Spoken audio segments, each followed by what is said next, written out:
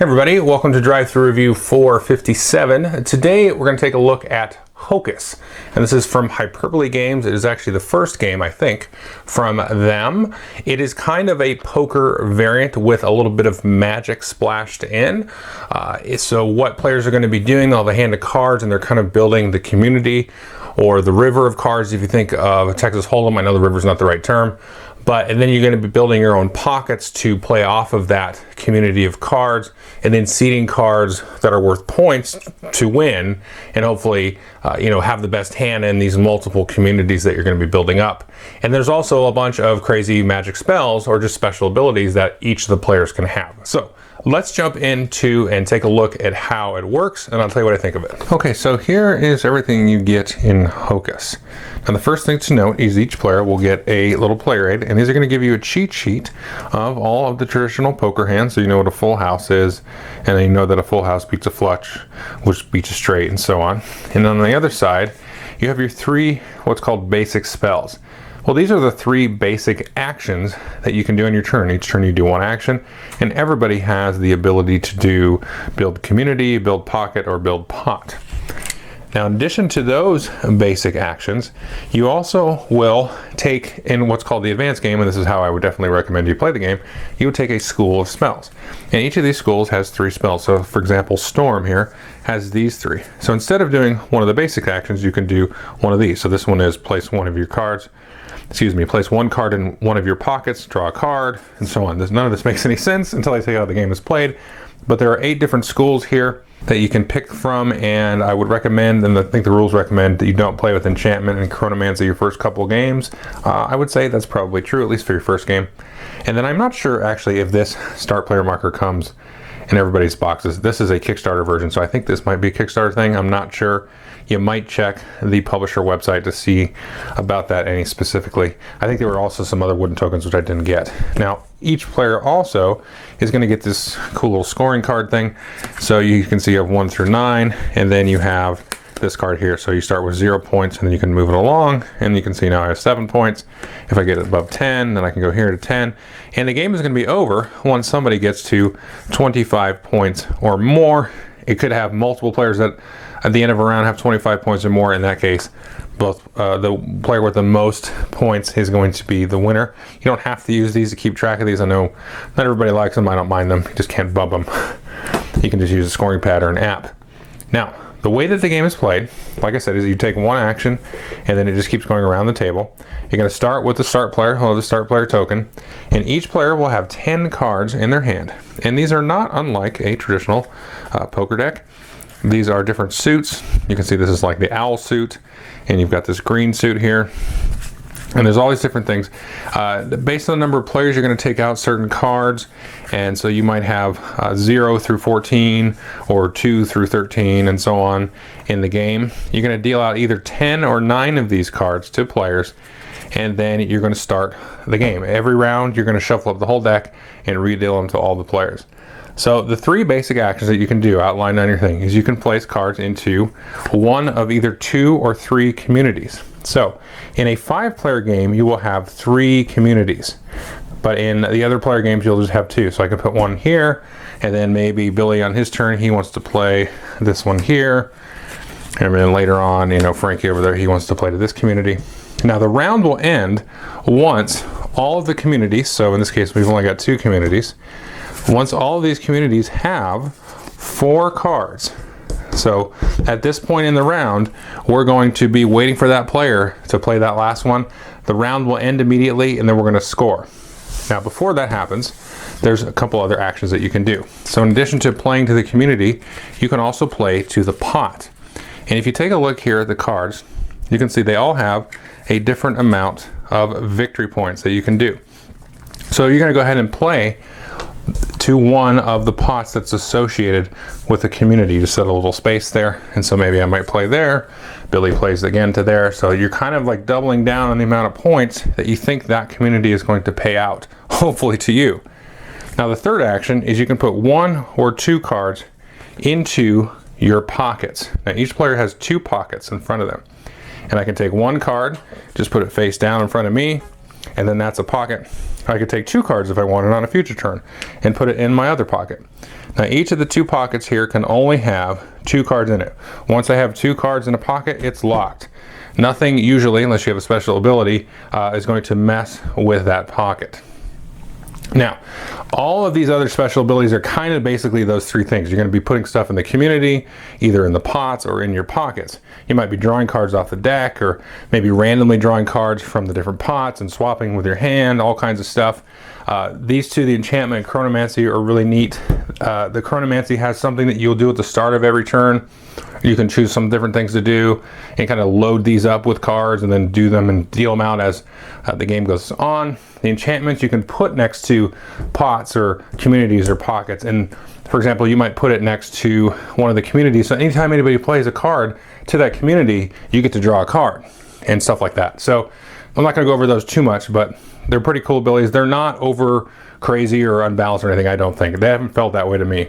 I'll talk more about that in the review. But like I said, once you have filled up all of the communities with their 4 cards, and sometimes there are special abilities that will allow you to add a 5th card to a community, immediately again you're going to trigger. And so let's say I'm the start player. I'm going to choose which of these 2 communities, let's give this one some points. I'm going to choose which of these 2 communities we're going to score. So I'm going to choose this one. So 2 of owl, a green 11, a 13 purple, and another 1 owl. So each player at that point in turn order is going to choose one of their pockets to commit, and then everybody will simultaneously reveal that, and then you're going to just make the best poker hand out of that with 5 cards. So you're going to have 6 cards total, your 2 plus the 4.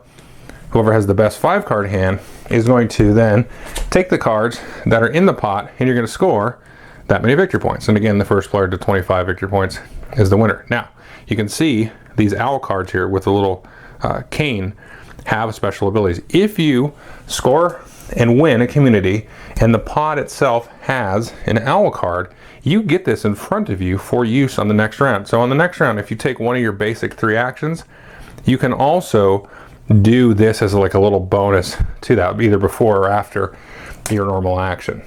And those are really cool. That's the ability I was talking about, that you can actually add a 5th card to a community and so on. So you've got that to sort of contend with as well. And then you're gonna, you score that, you just discard everything, and then you'll pick the next community. The players will reveal their other pocket if they have one, and then you'll score that and get the points for that. And you just keep playing, shuffle everything up after you scored, redeal, set up a new hand. So it's kind of like you're building your own Texas Hold'em with this magical kind of stuff, sort of manipulating all of the things involved, the pockets, the communities, the pots of money, and so on. Okay, so that is Hocus. What I think of the game? Well, we've really been enjoying it. I've been playing it over the holidays there and lunch, and we really have had a good time with it. And the thing that initially strikes me about it is how the game still feels balanced. And because on surface you might say, this might get kind of nutty, a little bit crazy, but it really doesn't. And the thing is it actually kind of reminds me of a couple other games that have actually gone over well with my lunch group, and that has been, well, the new one I have is called Galaxy of the Dark Ages, but kind of like Colossal Arena, or let's see, Cheaty Mages, or there was a ninja game, I can't remember the name of it, but it's one of these games where you kind of like are putting cards sort of just in different piles, as the round progresses. You're like, okay, this might be the one that scores a lot of points. Well, this one might be the one that scores a lot of points. Or what cards do I have in my hand, or in this case in your pocket, that are going to interact and work well and build, in this case, a big poker hand. So it is very interesting because the dynamic of it is, well, you don't really want to put anything into the community, so to speak, but you need to sort of partner with your pocket. But you also don't want to give cards that other people are going to be able to use better. So, you can kind of see, ooh, that one looks like it's going towards a flush, or there's a straight in there somewhere. So similar to like Texas Hold'em, you kind of see well, sorry to get all nerdy on this, but you can kind of see the pot odds sort of change, as cards are added. But the cool thing is you're doing the manipulation. You're not just like flopping it off a deck. So before I forget, if you don't like poker, I would still take a look at this, because it's not poker. But if you like poker, I would still take a look at it, because it has all those cool poker things about, sort of the slow reveal, reading the other players, but it has like this cosmic encounter kind of thing with like, oh, you have all these crazy special abilities, and they're kind of thematic. The different schools of magic that you can do. The chaos one is really kind of chaotic, not too chaotic. Let's see, the illusion is interesting. Like, for example, one of the things you can do is put a card face down in the community, so only you know what it is, which can really mess with people. But it's not overpowered because the actions and everything is very discreet and limited. So like I said, you can kind of get caught behind the 8 ball if you're not careful, by not really having a pot or a pocket to add, or a good one, because the round gets short-circuited and somebody completes that final one. You're like, oh, I needed another turn to stuff this in my one pocket, or put some more points in the pot to score better. So it's very limited as it goes around the table, and you have to be very sort of diligent, but it forces you to push your luck in some ways, which is cool, because that kind of retains the poker vibe of a little bit of the gambling element, where you've got to say, okay, I kind of see how this is shaping up.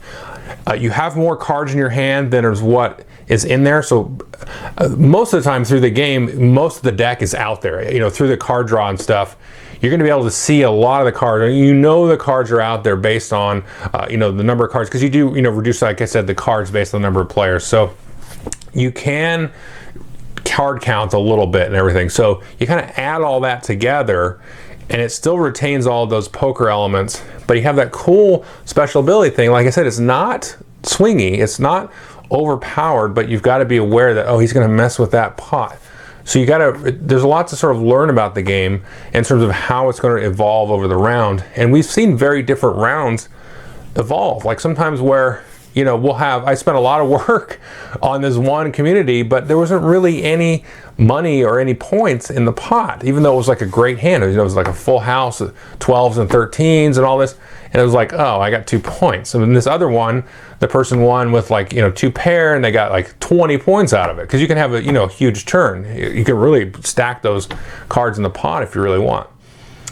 So there's a certain amount of dynamics to the game that are going to change from round to round. It's not going to get samey, because sometimes you're going to get a kind of a crappy hand, so you kind of got to slow boat it anyway.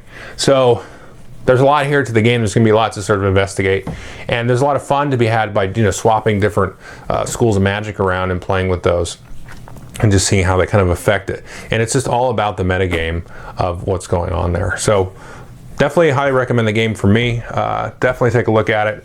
I think they're still for sale. So I know there was a Kickstarter, and I think he's still got some for sale. I'm not sure, but I definitely was surprised by this game. I kind of suspected I would like it, but there's a lot here, and that sort of, it has a kind of emergence quality that a lot of good games have. So definitely take a look at this one. Thanks.